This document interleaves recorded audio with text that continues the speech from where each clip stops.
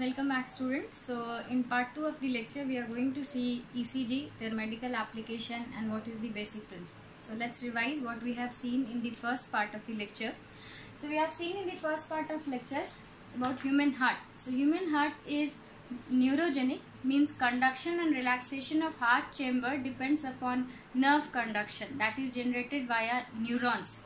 Now how these nerve impulses are generated? That nerve impulses are generated from SA node.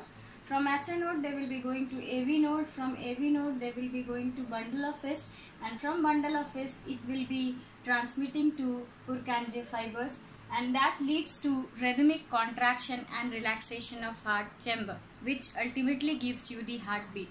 So in the last session we have seen how these rhythmic contraction and relaxation are going to produce change in electrical impulse. So whenever contraction and relaxation of heart chamber will be occurring, this rhythmic contraction and relaxation will lead to polarization and depolarization of heart chamber. Due to polarization and depolarization, there will be change in electrical potential across the heartbeat, and in each heartbeat for 0.8 second there will be change in the potential across the heart that can be detected via detector. And this is the basic principle of ECG. Now with slide we will understand how electrocardiogram looks like and what is its medical significance. So as we have discussed in last class, this is electrocardiogram, and you can see this is nothing. This is a graphical representation with time and fluctuation in voltage with polarization and depolarization of heart chamber caused. So you can see there are certain waves, that's P, Q, S, R, T. Now they have got some significance, meaning if this is normal or standard ECG, and if there is any kind of alteration in any peak value or any kind of change from this standard value, that indicates there is problem with the heart. And this is the how this machine look like. So this is ECG machine. You can see this colored thing. These colored things are not electrode, these are electrode. Generally 12 electrode systems are used.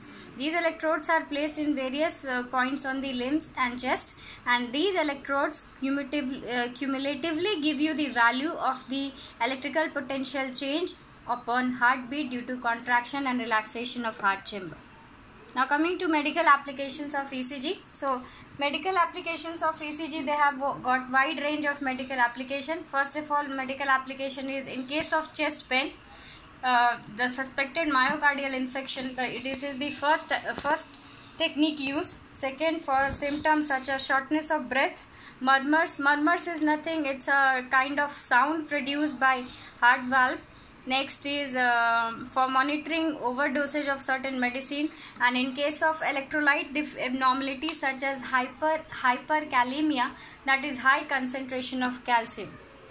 Other medical applications are, they are also used during anesthesia, means while surgery. Depth of anesthesia is checked by using this machine. It is also used for myocardial infection and some other kind of severe pathological conditions. Thank you.